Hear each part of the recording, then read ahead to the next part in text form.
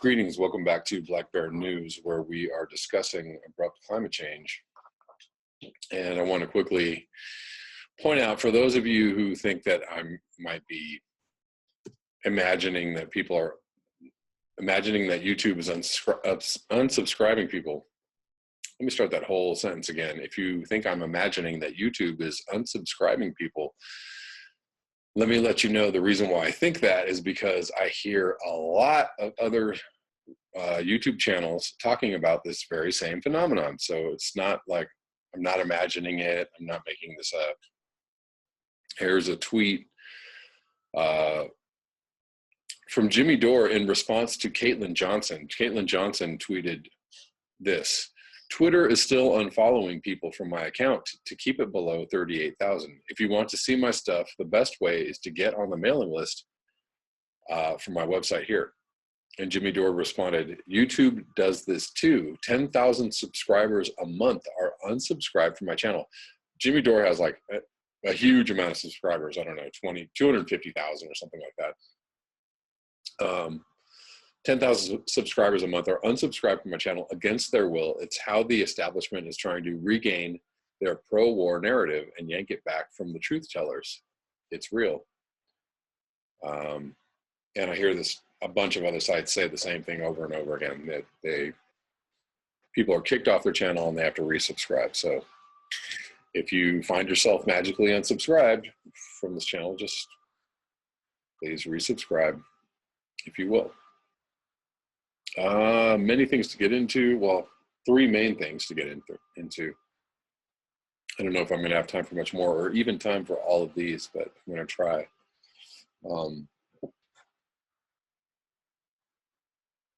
Sorry if my diction is, I'm kind of tired, so this is the last thing I'm doing today, finishing this video and trying to go to sleep. This is from the Anchorage Daily News, and this is from 2 days ago, but this has been reprinted in a bunch of other outlets. Originally, this is from the Washington Post. The author is Chris Mooney. The hissing, bubbling Alaska lake is frightening scientists.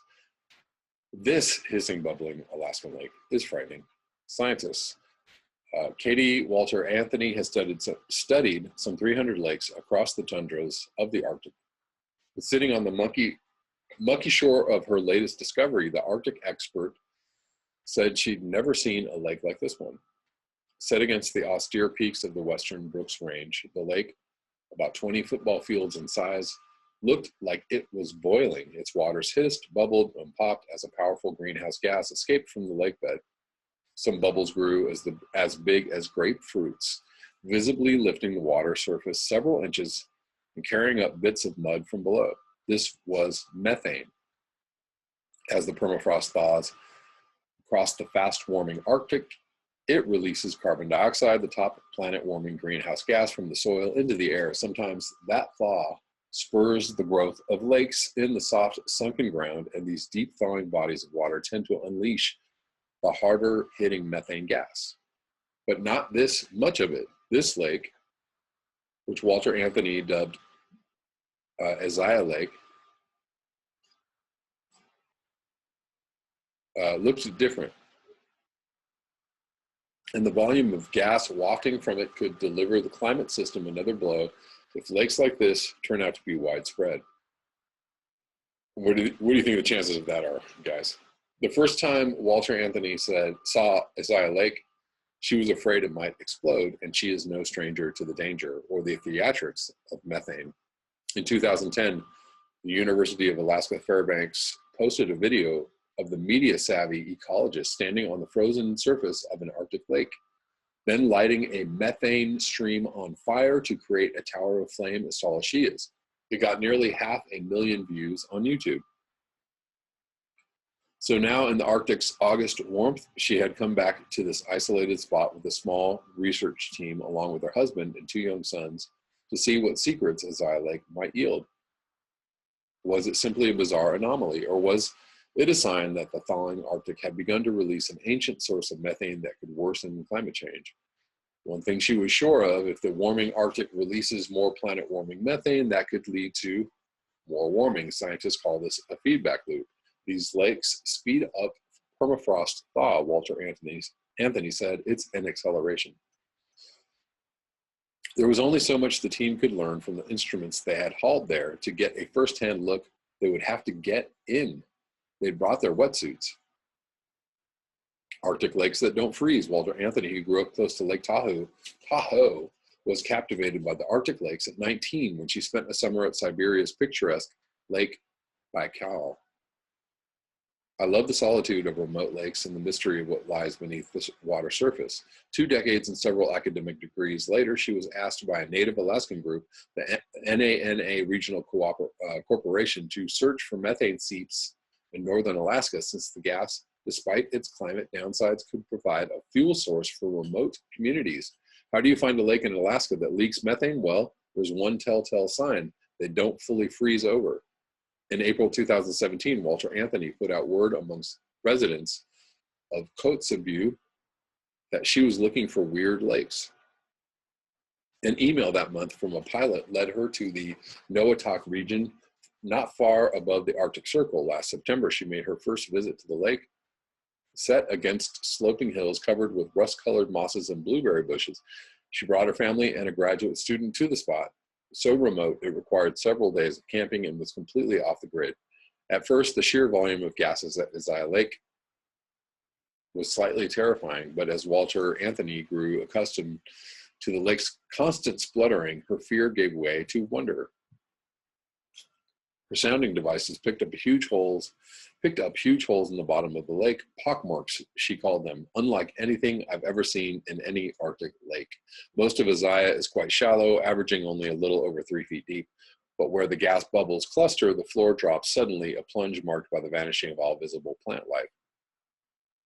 Measurements showed the lake dips to about 50 feet deep in one area and nearly 15 feet in another. When they first studied them, Walter Anthony and her graduate student, Janelle Sharp, named these 2 seep clusters W1 and W2, short for WOW1 and WOW2. The next discovery came from the lab. When the scientists examined samples of the gases, they found the chemical signature of a geologic origin. In other words, the methane venting from the lake seemed to be emerging not from the direct thawing of the frozen Arctic soil or permafrost, but rather from a reservoir of far older fossil fuels. If that were happening all over the Arctic, Walter Anthony figured, if fossil fuels that had been buried for millennia were now being exposed to the atmosphere, the planet could be in even deeper peril. Deeper peril. For the second trip, Walter Anthony had brought a larger team of researchers, more equipment, and her family. Her husband, Peter Anthony, and sons, Jorgen, 6, and Anders, 3. The team brought instruments for sampling gases, 4 inflatable boats, large crates of food, 8 tents, a satellite phone for emergencies, and 2 shotguns. As with much of the Alaskan wilderness, the lake is frequented by grizzly bears, and the bear scat around the camp kept everyone keenly aware of the surroundings. A week before the trip, Walter Anthony had published a major study delivering worrisome news about Arctic lakes in general. Her husband, also a scientist at the University of Alaska Fairbanks, was a co-author. The research tackled the central question now animating scientists who study permafrost soils, which can reach depths of nearly 5,000 feet and were laid down over tens of thousands of years or more as generations of plants died and sank beneath the surface. Because of the cold, those carbon-rich remains never fully decomposed, and the soil preserves them in an icy purgatory. Now, though, as the Arctic warms, decomposition is starting up, and it gives off greenhouse gases. Scientists know the permafrost contains an enormous amount of carbon, enough to catastrophically warm the planet if it were all released into the atmosphere, but they don't know how fast it can come out or whether changes will be gradual or rapid. That's where Walter Anthony's work came in. The authors examined the prevalence of the thermokarst lakes, which form when the wedges of ice within permafrost melt and creates voids that then fill with water. And they found that the continuing growth of these lakes, many of which have already been formed in the tundra, could more than double the greenhouse gas emissions coming from the Arctic soils by 2100. That's despite the fact that the lakes could cover would cover less than 6% of the total Arctic land surface. Scientists have been puzzling over a dramatic spike in atmospheric methane levels, which since 2006 have averaged 25 million tons more of the gas per year. Walter Anthony's study found that the Arctic lakes could more than double this increase as well.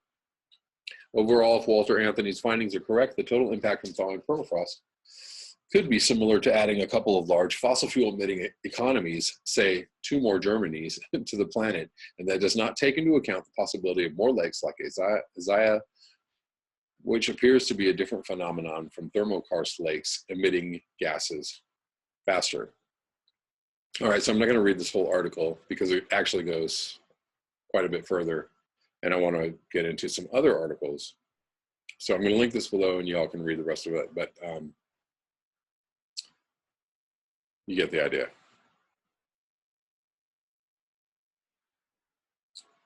And that's, whatever it is, it's not good news. Like,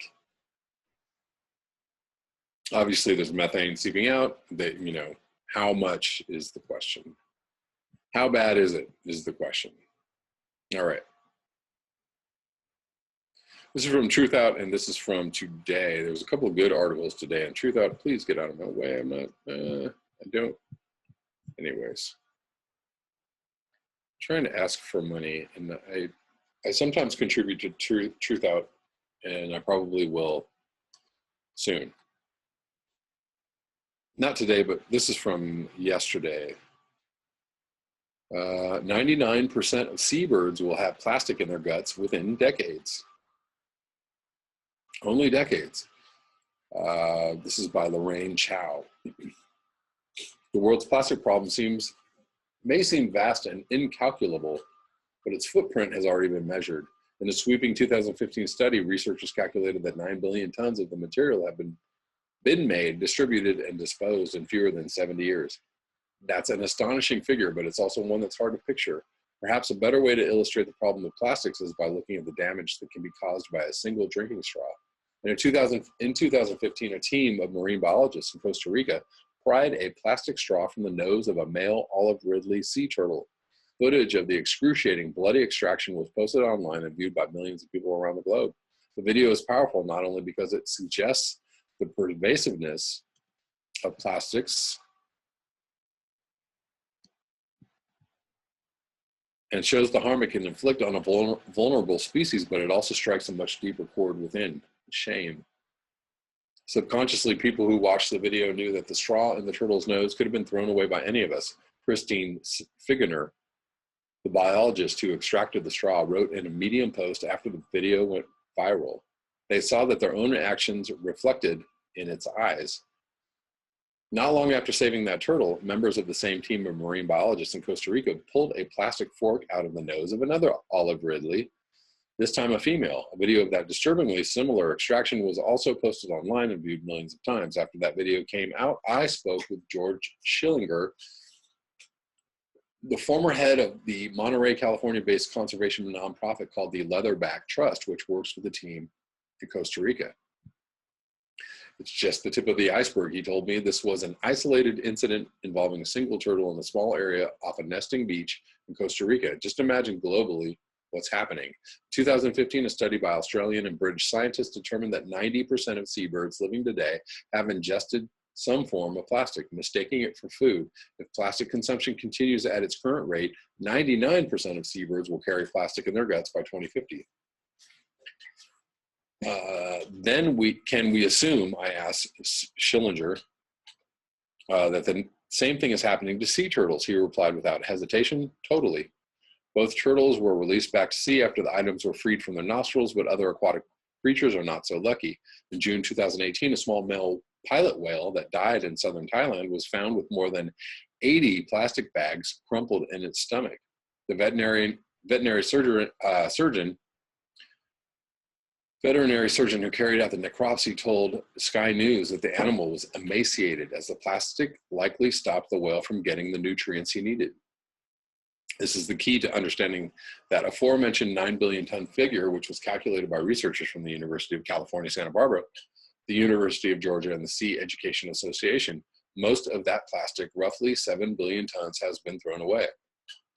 Only 9% is recycled and 12% incinerated, leaving the vast majority of plastic waste accumulating in landfills or in the natural environment. The researchers determined, if you think one plastic straw is bad, think what 7 billion tons could do. The most eye-opening revelation in the research is how quickly plastics proliferated since the 1950s, when mass production of synthetic plastics first took off. Half of the world's plastic now in existence was made in just the last 13 years, with most of that for products used only once, discarded and forgotten. If you think back to that first turtle, his encounter with the plastic straw is a distinctly modern problem. Paper straws were the standard until their non-degradable cousin took over in the 1960s and 70s. Today, about 175 million plastic straws are thrown out in the United States every day. The marketing analysis firm Technomics estimates. There's no denying the incredible usefulness and versatility of plastic. The low-cost durable material can be molded into everything from lightweight drinking tubes to insulation for our homes.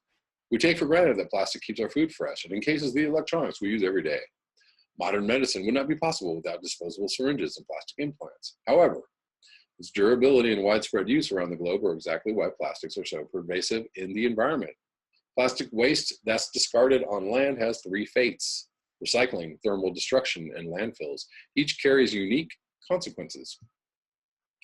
Recycling is often promoted as a green ideal, but the small amount of plastics that do get recycled are mostly downcycled to a lower grade material to make even more landfill-bound products, such as synthetic fiber for clothing and carpets or takeaway food containers. Recycling also can't possibly keep up with the expected deluge of new plastics, as fossil fuel companies have plowed $180 billion to fuel a 40% rise in plastic production in the next decade. I think there were a few articles circulating about that earlier this year. Incinerating plastic certainly gets rid of it, and some suggest that burning the petroleum-based waste could be a fuel source. However, the process emits harmful dioxins in the atmosphere, potentially creating a public health risk. You do not want to breathe that.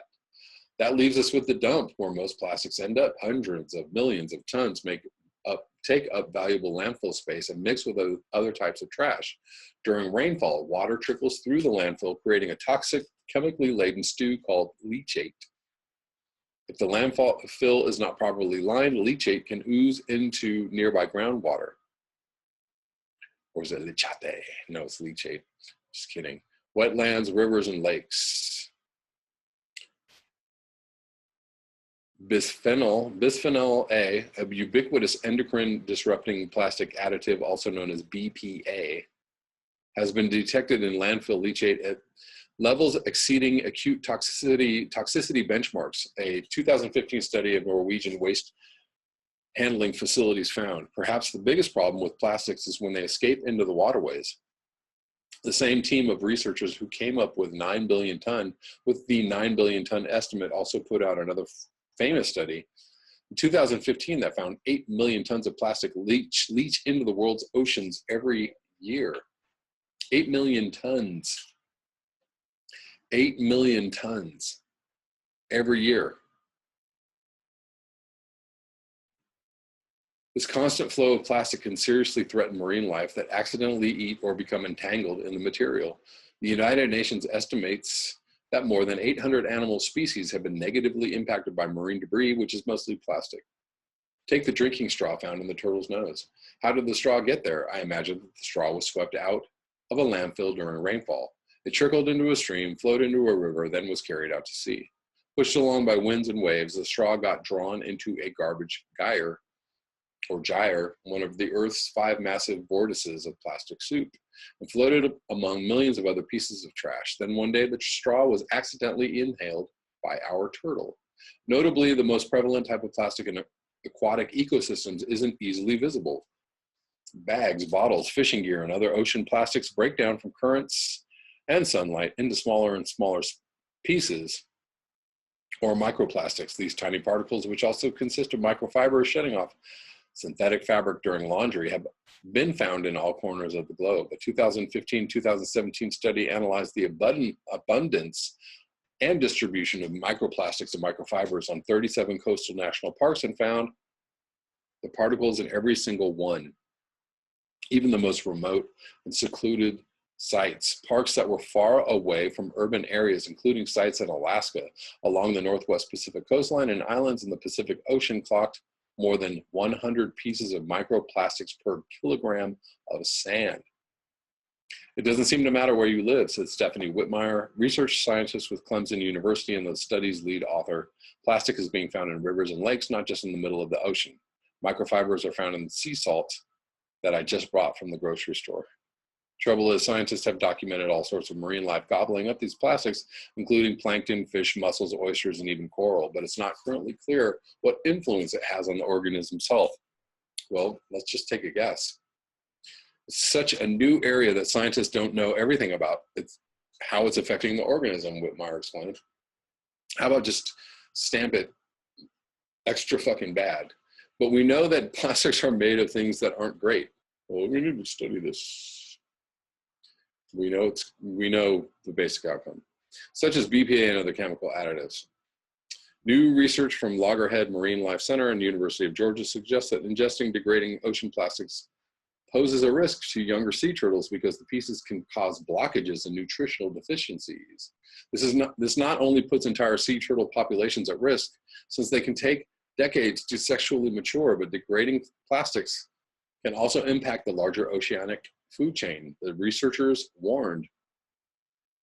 If the level of mortality we have observed in the post-hatchling sea turtles also occurs for zooplankton, baby fish, and crustaceans, then we will witness a complete disruption in our ocean life cycle, co-author Branson W. Ritchie of the University of Georgia explained in a press release for the study. What's more, Whitmire pointed out that marine plastics can also absorb other toxins in contaminated environments, including persistent organic pollutants, fire retardants, and organic pesticides, potentially posing an even bigger problem for ocean life. Yay. So what happens when contaminated plastics are ingested by an organism? That's one of the big concerns, Whitmire said, where plastics rank on how they are affecting wildlife. We don't know the whole story yet. What we do know is the globe's plastic footprint is only getting larger. The Ocean Conservancy's 2018 International Coastal Cleanup Report found that the 10 most common items picked up by volunteers at beach cleanups around the world were all made of plastic. It was the first time since the annual report's inception more than 30 years ago that plastic swept the top spots. Cigarette butts, which have plastic filters, were the most commonly littered item. Food wrappers, drink bottles, bottle caps, bags, drinking straws, and foam food containers were also on the list. A lot of this plastic is tossed after minutes of use, but its impact on wildlife and the environment can last for centuries. Nicholas Malos, director of the Ocean Conservancy's Trash-Free Seas program, noted that plastics crept into the list over the years, displacing items like rope, beverage cans, and paper bags. This is the first year that all 10 of the top 10 items collected are made of plastic, he said in an issued statement. Given that plastic production is rising, this could be the start of a long and troubling trend. Although the problem with plastic is usually tied to its risks to waterways and wildlife. An August 2018 study found that commonly used plastics such as grocery bags and plastic wrap emit traces of methane and ethylene. The two potent greenhouse gases are known to exacerbate climate change. Considering the amounts of plastic washing ashore on our coastlines and the amount of plastic exposed to ambient conditions, our finding provides further evidence that we need to stop plastic production at the source, especially single-use plastic, lead author Sarah Jean Royer said in a press release for the study. Plastic, plastic, plastic.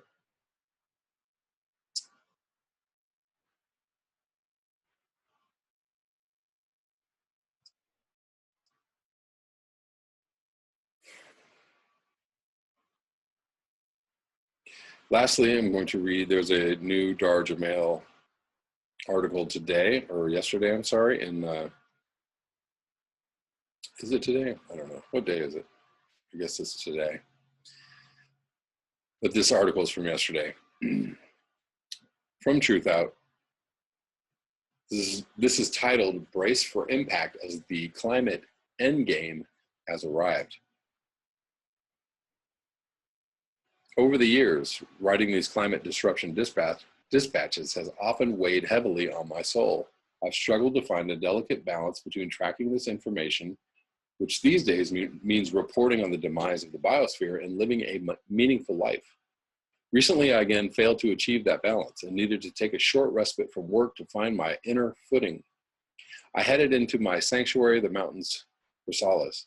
I backpacked up into the northeastern Cascade Mountains of Washington State, where I live, and pitched a camp on the banks of a clear turquoise alpine lake at 6,900 feet.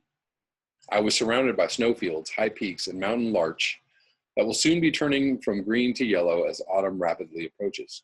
Despite smoke in the air from wildfires in Canada, eastern Washington, and beyond, conditions were beautiful.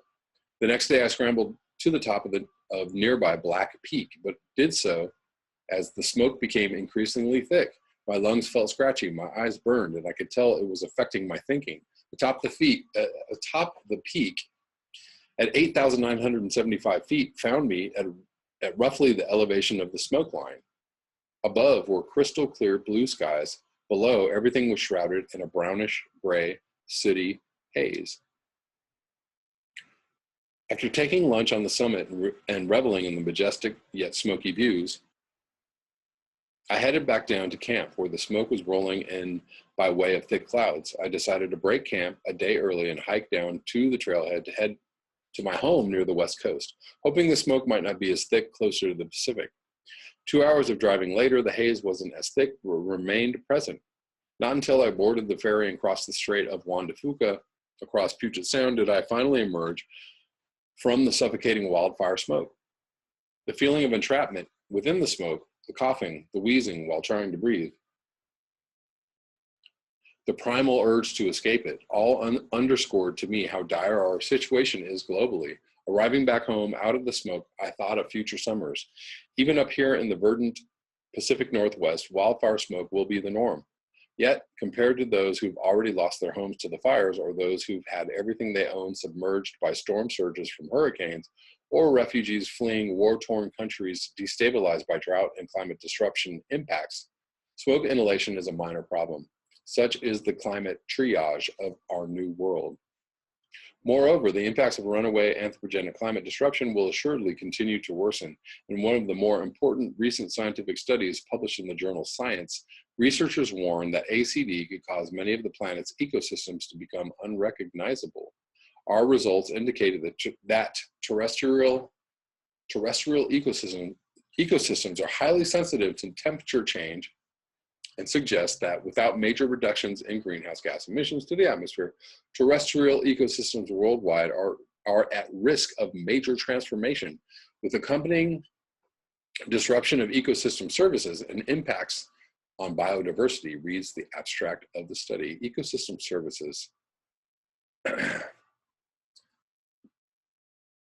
Stephen Jackson, lead author of the study, told the Washington Post, even as someone who has spent more than 40 years thinking about vegetation change, looking into the past, it is really hard for me to wrap my mind around the magnitude of change we're talking about. This summer's extraordinary heat wave across the Northern Hemisphere was and is in no way an anomaly. Another recent study warned that there will be at least 4 more years of extreme temperatures. This means temperatures are expected to be warmer than expected, even above and beyond the abnormal warming being generated by ACD.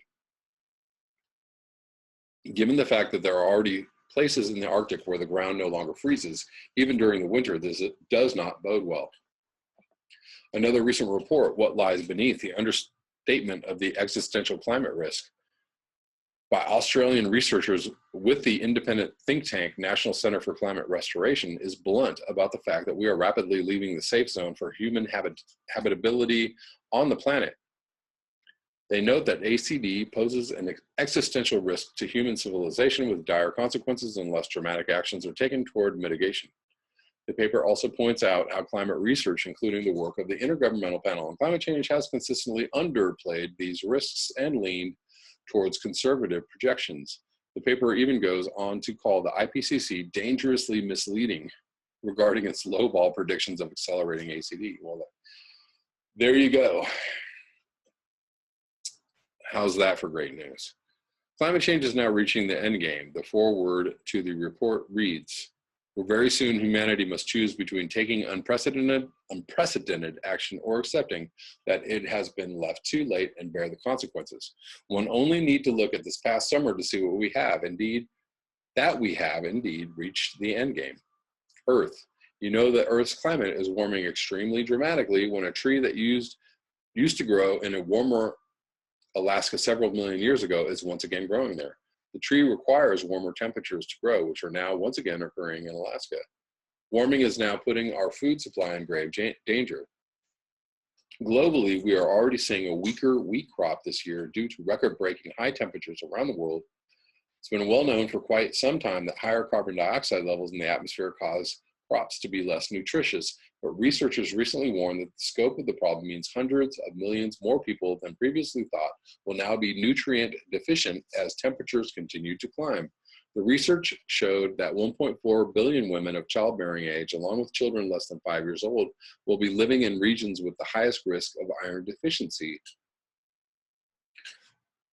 Making matters worse, another recent study warned that global crop losses due to increasing pests will soar as temperatures continue to climb. The study projects that increasing heat causes the number of insects and the amount they eat to grow, so that nearly 50% more wheat will be destroyed from just a 2C increase in temperatures, along with 30% more maize and 20% more rice. Another recent report revealed how in the Mojave Desert region in California, well, you know, what's interesting about that is that, you know, they're saying that it's going to cause the amount of insects to increase, but at the same time, we're actually losing insects.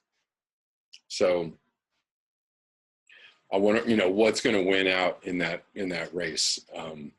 Do we lose more insects because they're just not they're not thriving or surviving in the new climate, or do we get more insects because it's hotter and, you know, logic, et cetera, dictates that we're going to have more insects? I don't know. Which one is it? I'm seeing basically less insects all the way around, all across the board, where I'm at. And most people are reporting the same. They're saying a lot less insects. So my guess is that we're going to have a lot less insects, with possible spikes here and there of, you know, locusts, crickets, spiders, whatever it might be. But we're mainly just losing insects. Another recent report revealed how in the Mojave Desert region in California and Nevada, there has been a precipitous 42% decline in bird species in the past century alone, likely due to the impacts of ACD. The heat in Europe this summer was intense enough that 22 people died from the West Nile virus there, as experts warned of more mosquito, and there's another insect that probably will win the climate change lottery, and tick-borne disease outbreaks as temperatures there continue to increase. Another report warned of how high temperatures and increasing air pollution may well increase the risk of mental illnesses and suicide. Having recently spent days living amidst the thick smoke of wildfires, I can understand this warning, given the way in which experiences of this nature affect the psyche. Water, climate impacts across the Arctic continue to sound alarm bells with scientists. At the time of this writing, at least 36 people have died from the impacts, mostly flooding from Hurricane Florence, that struck the U.S. East Coast. Days after it made landfall, rainfall persisted. 40 inches of rain in North Carolina alone, and rivers continued to swell as thousands of homes and businesses were affected by record flooding that besieged several states. As the atmosphere warms, hurricanes now generate increasingly severe rain events, along with packing stronger winds from the increased energy produced by the warmer air and warmer waters over which they travel. The oldest, thickest, and strongest sea ice in the Arctic, which has never opened up in recorded history, has melted open twice this year, an occurrence that scientists have described as scary. Sea ice in that region is shrinking so much now that over the summer, for the first time, a container ship took the Arctic sea route. Researchers recently announced that a pocket of warm ocean water under the surface of the Canada Basin could melt a large portion of the region's sea ice, warning that the situation is a ticking time bomb. Back on land, mountaineers in Europe are bemoaning the fact that ACD is literally melting the French Alps, causing rocks to become unstable and more prone to collapse as the permafrost and ice melt. Meanwhile, the oceans continue to warm unabated. In August, off the coast of San Diego, scientists recorded an all-time high temperature of seawater, causing scientists to warn that much sea life is now in peril. The number of marine heat waves doubled between 1982 and 2016. Scientists have also warned of unprecedented changes to Japan's marine life as atmospheric CO2 and acidification both continue to increase.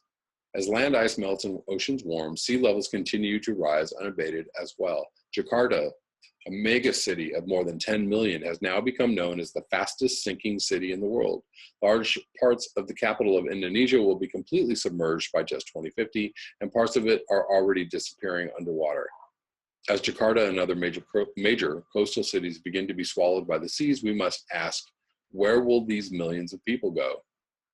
Things aren't much better in Europe, where recent analysis shows that the cost of coastal flooding there could reach 1 trillion annually by 2100 if current trends continue. That doesn't even,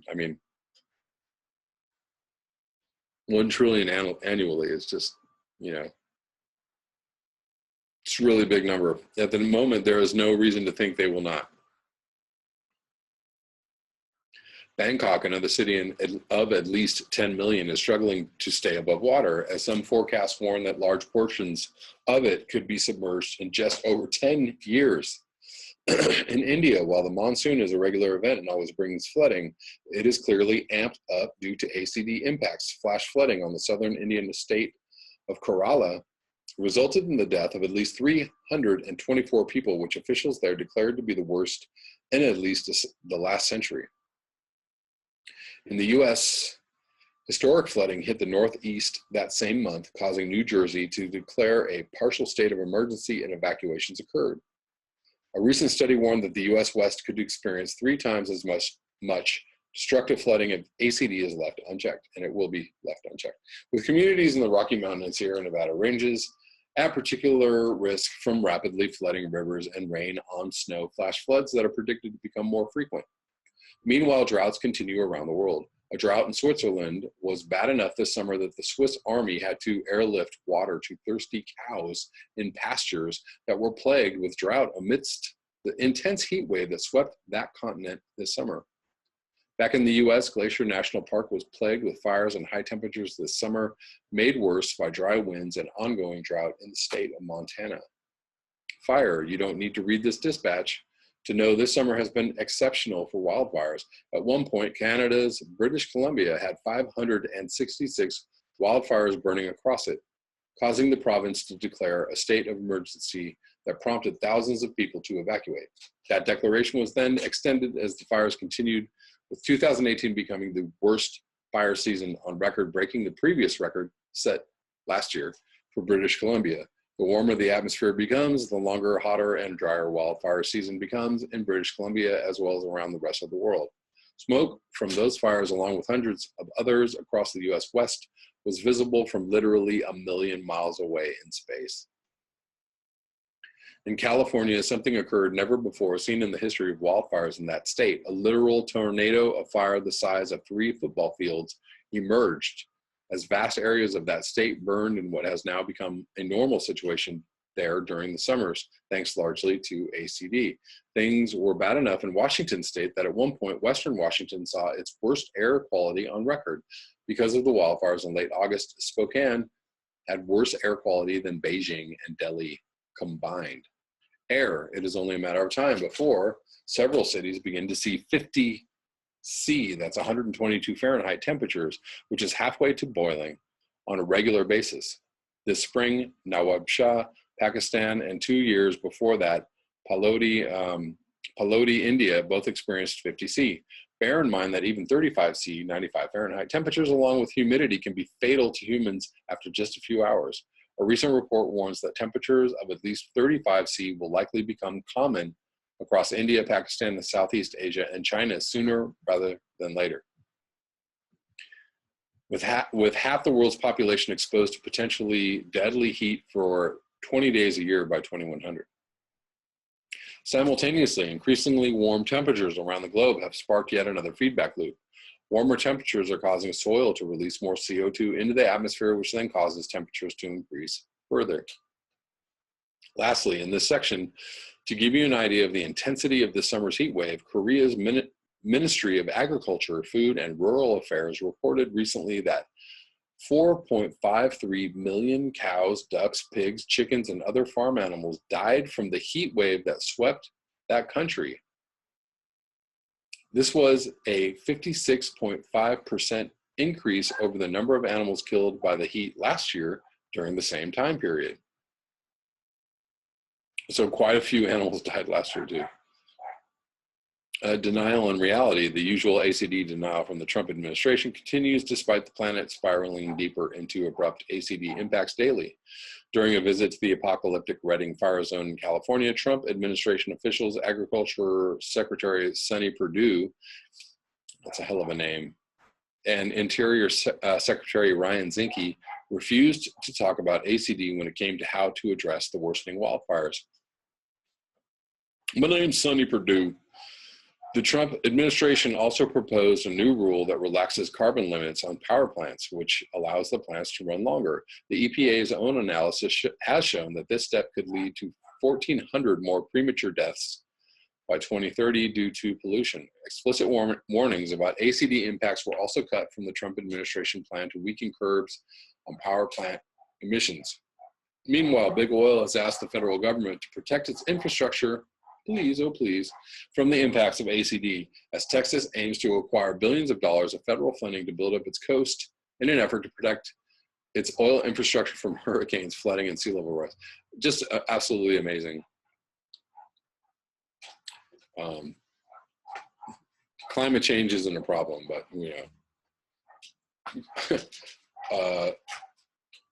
but state governments and corporations and the military all know that it's actually a very real thing. Nothing to see here. On the reality front, the state of California recently passed legislation, including steps to take to make it happen, geared towards cessation of using fossil fuels to generate electricity by the year 2045. Sounds a little far away to me. Yale's climate change communication program released an up-to-date visualization showing that the vast majority of Americans believe ACD is real, as well as a graphic that enables one to focus in on the parts of the country where willful ignorance is the most rampant. I wonder where that is. Things are already dire enough that several countries in the Caribbean recently pleaded with the Trump administration to grasp the dire threats that accompany ACD and do something about it. So far, of course, their pleas have not been answered with action. An important article published in the Tyee, citing recently published research, warns, if we can't stop hothouse Earth, we'd better learn to live on it, with the subheading, new research is warning that we face a desperate global struggle. A fascinating graphic was also published by The Revelator, which provides an interactive map you can use to zoom in on where you live to see how much your temperature will increase by the year 2050. I strongly recommend looking at the map, paying particular attention to the US Midwest, given the realities of crop loss and decreasing nutrition in crops. To conclude this month's dispatch, a UN official recently announced that governments are not on track to cap global temperatures to below 2°C, the goal of the 2015 Paris climate talks. Many scientists have long warned that a 1°C warming was already enough to lock in catastrophic ACD impacts. We are already over 1°C. The ongoing failures of the world's governments to face these facts guarantees a lasting and devastating impact for all species on Earth, including humans. And that is all I have time for tonight, folks. Thank you so much for your eyes, your ears, and your conscience. If you'd like to support this channel, you can do so at the links below. Until next time, peace.